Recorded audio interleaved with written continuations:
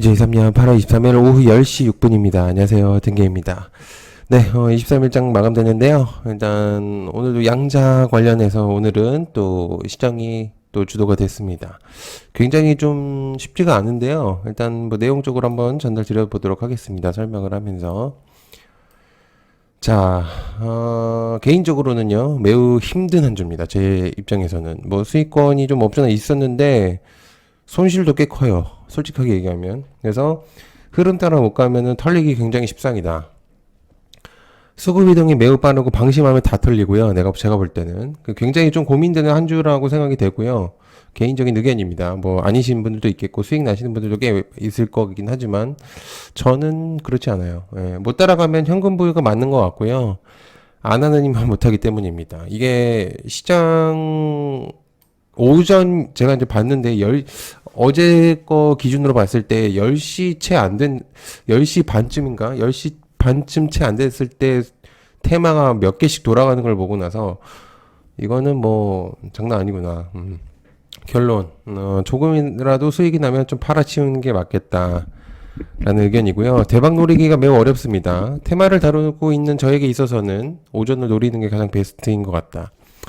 구독, 좋아요 한 번씩 부탁드리고요. 네, 감사합니다. 일단 어떤 내용들이 있는지 한번 볼게요. 자, 일단 양자 컴퓨터 상온에서 작동시킬 수 있는 가능성에 대해서 이제 내용이 나오고 있는데요. 그래서 이제 오늘 양자 관련 애들이 좀 많이 또 주목도가 됐었죠. 그래가지고 또 이제 관련주도 좀 많이 여러 가지를 가지고 왔는데, 일단 보겠습니다. 우리로, 텔레필드, 코이버, KCS, 엑스게이트, 파이버 프로, 아임플러스, 옵티시스, 드림시큐리티, 우리은행, QSI. 거의 다 상한가를 갔고요. 일단 기본적으로. 일단 KT도 지금 언급이 되고 있습니다. KTCS, KTIS, KT알파. 초전도에 대한 내용 때문에 이게 지금 나온 거기 때문에 초전도는 신성 델타테크로 좀 압축을 해볼 필요가 있겠고, 또다시 좀 많이 나열을 해서 좀 죄송하긴 하지만 어쩔 수 없습니다. 그 시장이 뭐 그런 거를 어쩔 수 없죠.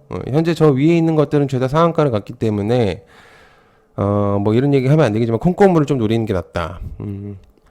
뭐 저기서 엄청나게 수익을 낼 수 있는지 수도 있겠지만은 저는 좀 안정성을 위한 콩고물을 노리는 게 맞다.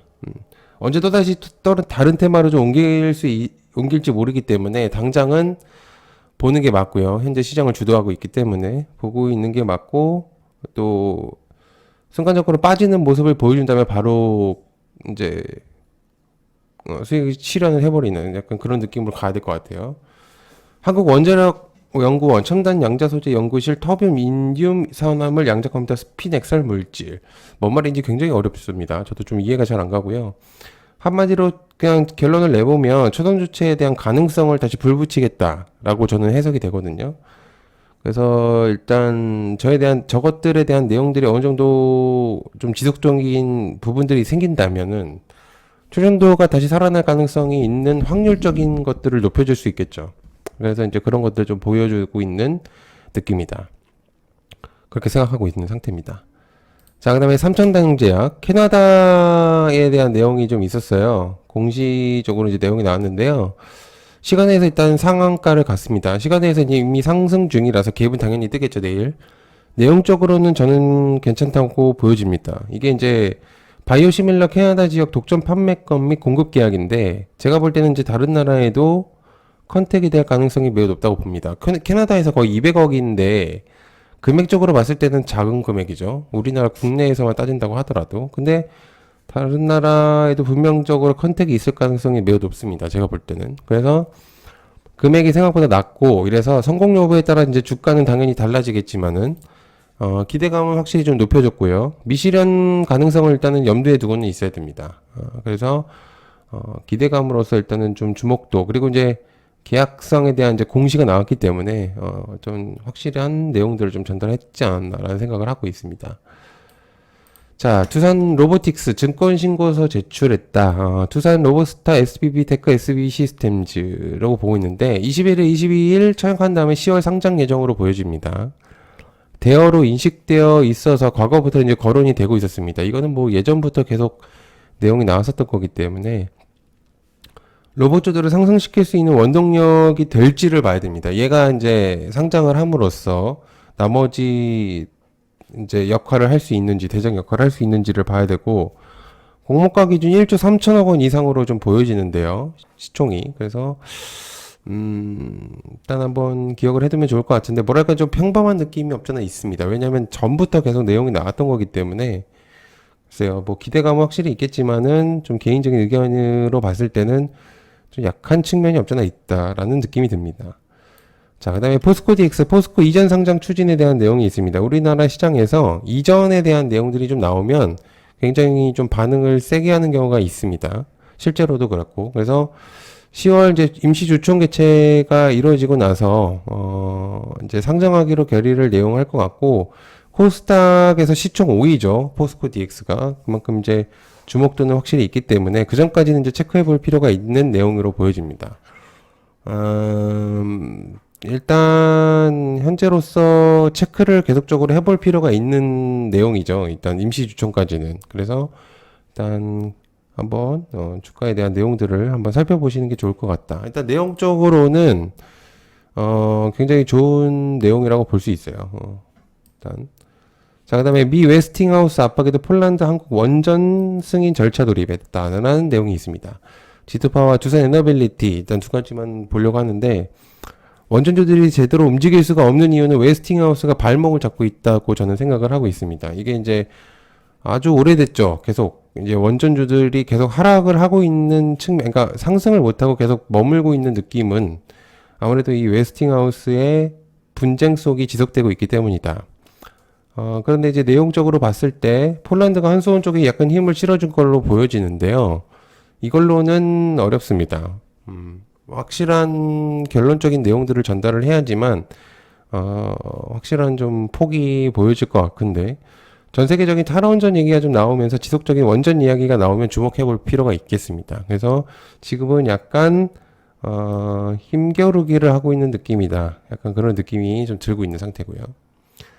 그다음에 연이은 비의 텅 빈 소금 창고, 염전들에 대한 내용들과 일본 오염수 방류에 대한 내용이 좀 있습니다.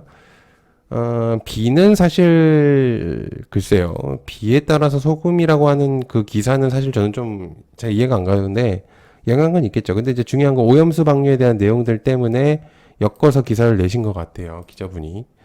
일단 뭐가 됐든 이 주목도는 있는데, 일단 오염수 방류에 대한 내용들은 반일 테마가 오늘 좀 상승을 한 거 봐서는 지속성이 좀 이어질지는 좀 의문입니다. 반짝이는 테마라고 저는 간단히 보면 좋을 것 같다는 생각이 들고요. 단기적인 관점을 보시는 게 좋지 않을까. 장기적인 측면은 절대적으로 아닌 것 같고요. 현재로서는 이제 수급이 너무 빨리 돌기 때문에 아까도 메이에서 얘기했지만 반짝이는 테마로 변동이 될 수도 있어요. 충분히. 그래서 간단히 보시면 좋을 것 같아요. 자, 그 다음에 의료기기 전 세계 AI 성장 속도에 대한 긍정적 의견 리포트들이 많이 나오고 있습니다. DR텍과 드래곤플라이.